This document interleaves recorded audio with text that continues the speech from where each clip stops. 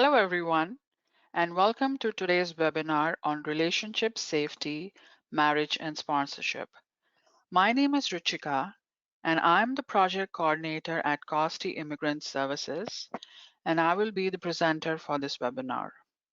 Thank you for taking the time out and being here with me today.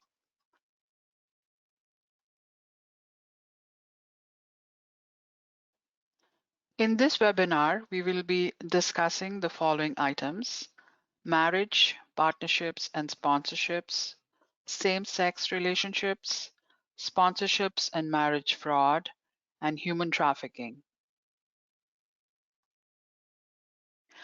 Let's begin by talking about marriages, partnerships, and sponsorships.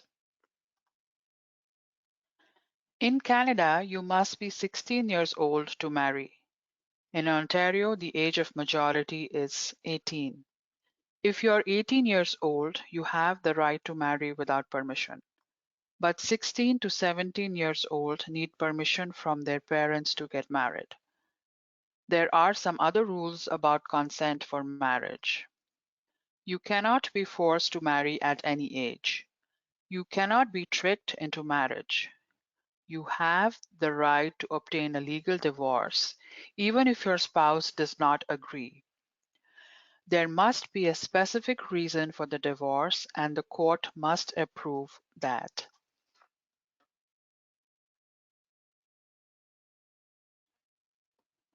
Common law or cohabitation. It is very common for romantic partners who are not married to live together in Ontario. This is called as cohabitation and differs from a roommate situation. When a couple lives together for 3 years, they have what's called a common law status. This means they are considered to be married. In Ontario, common law couples have many of the same rights as a formally married couple, but it is not exactly the same. For example, common law couples do not have a shared property rights.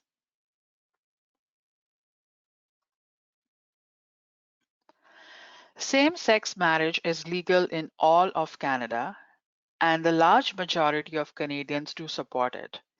In general, Canadian society is also very accepting of LGBTQ rights, including transgender rights.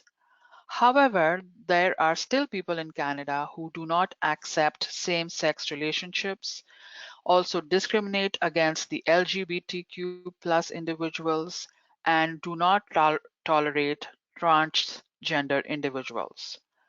Our society does have a long way to go to make LGBTQ plus completely welcome.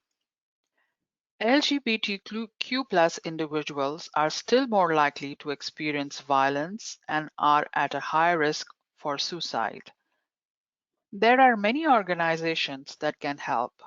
Most campuses in Ontario have one or more LGBTQ student groups and also provide different support to students through different programs and offices on campus.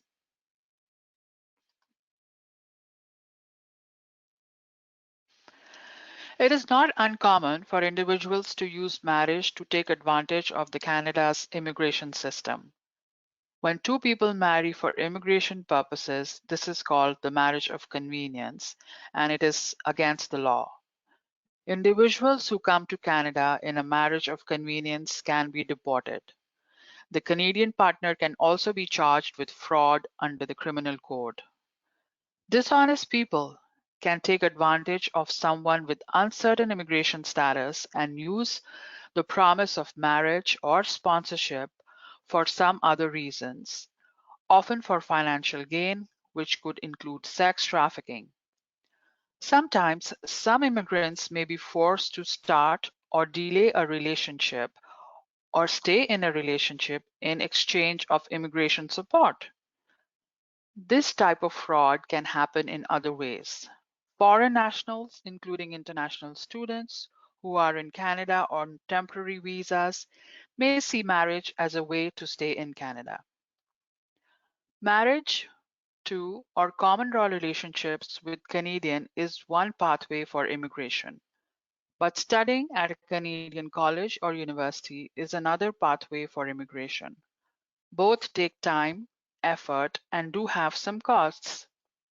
But do not trust anyone who tells you that entering into a relationship is a quick solution for immigration issues. Do not get involved in a false marriage. Immigration Canada will refuse your visa and may ban you from travel to Canada for 5 years. And this will stay on your immigration record forever. IRCC understands that even genuine marriages can fail. But if you enter into a marriage of convenience to come to Canada as an immigrant, the government can take legal action against you. They may not allow you to enter Canada for 5 years, and they can also deport you from Canada. Remember, in Canada, marriage is your choice. You can live with a partner without being married. Same-sex relationships are accepted. Organizations provide support for LGBTQ plus individuals. Marriage is not a quick fix for immigration status, and dishonest people may promise immigration support.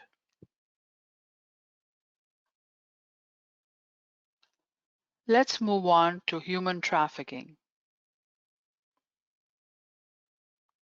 Human trafficking is recruitment, transportation, and control of people for economic profit. This profit usually comes from forced labor and sexual exploitation. It is considered a form of modern slavery.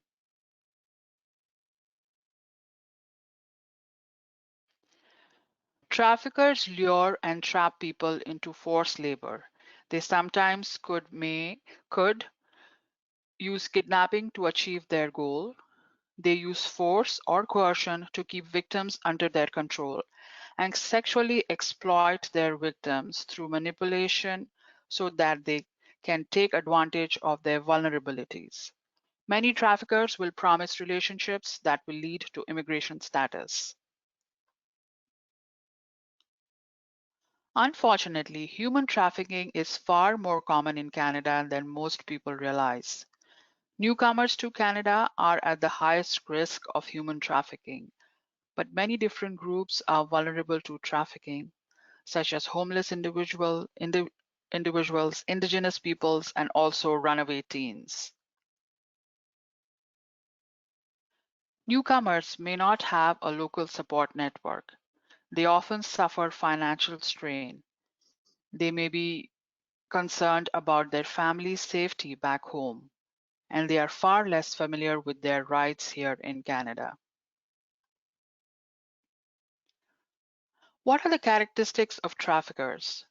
Traffickers who target newcomers often have the same nationality, the ethnic, and the cultural background as their victims, and it makes it easier for them to take advantage of their victims. Traffickers may promise a high paying job, a loving relationship, or some other benefit like immigration support, like sponsorship or even marriage. Traffickers are master manipulators. Once you become their victim, they will use fear and abuse to control you.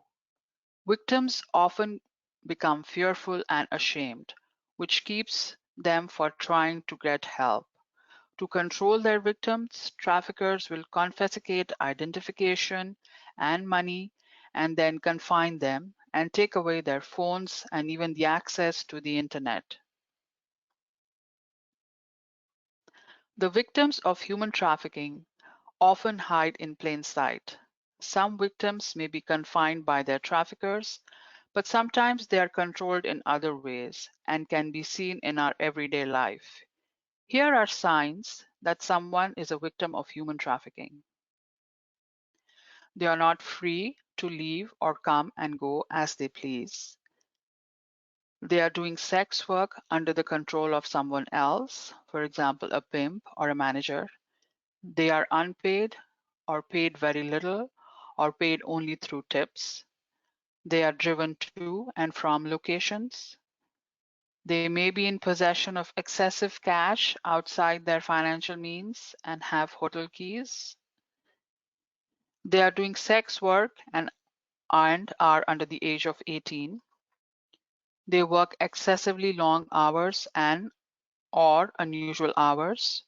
They owe large debt and they are unable to pay it off. They are lying about their age and also have a false ID, and they are unable to speak in public.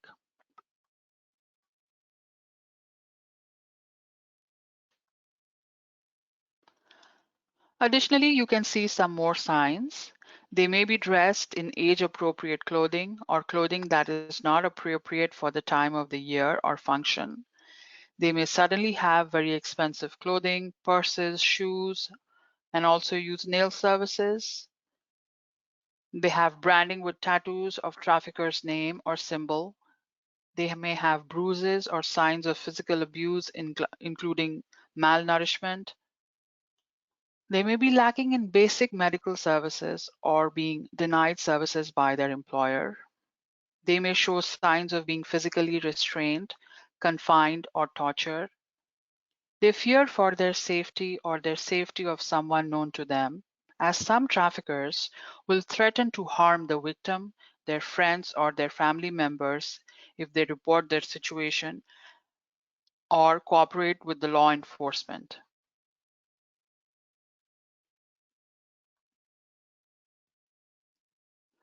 They act in a fearful, anxious, submissive, or a nervous manner, and excessive concern about displeasing their partner or their employer. They are fearful of the law enforcement or immigration services. They avoid eye contact and cannot speak to another person and may have another person speak for them. They may have visible signs of substance dependency. They are expressing fear and intimidation through facial expressions or body language. And they use slang terminology that is popular with the sex industry subculture. For example, using words like daddy, pimp, bottom, etc. While it isn't very likely that you will be a target of human trafficking, it is better to be alert and be prepared. Here are some things to watch out for. A vague job advertisement that makes big promises with few details.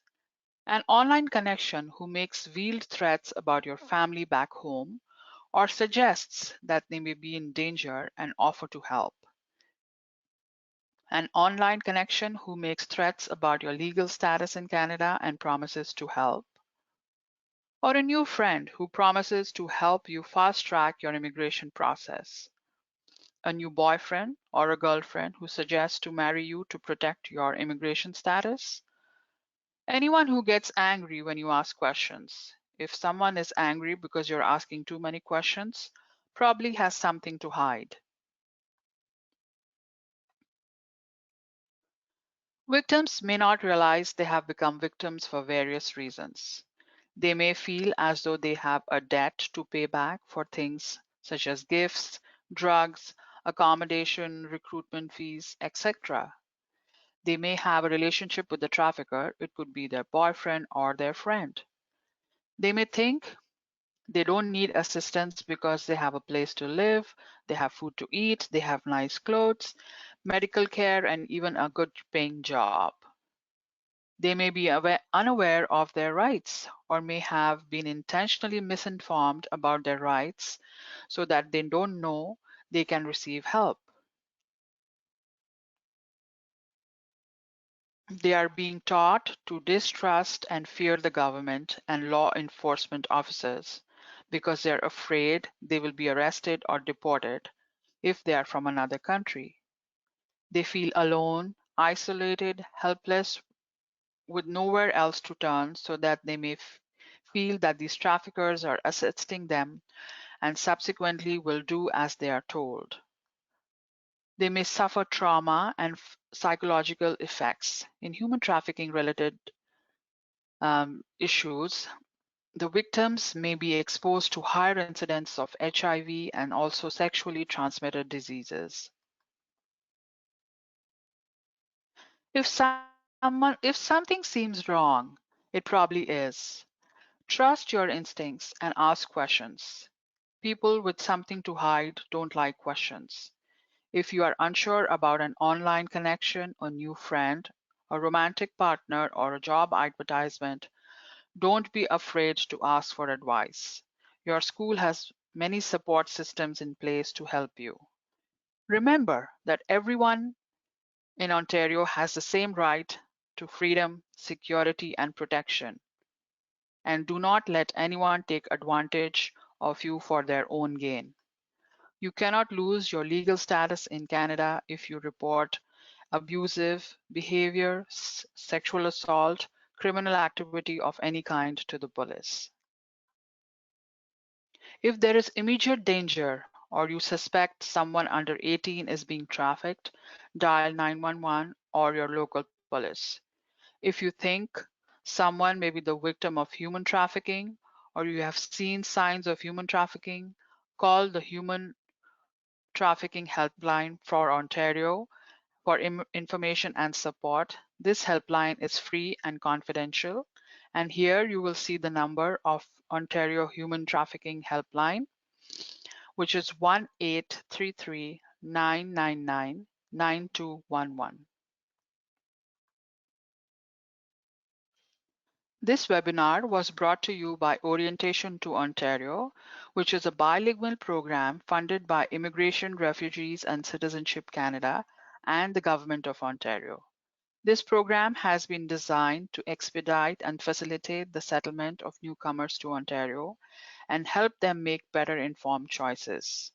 Our email, our phone number, and our website are here listed on the slide.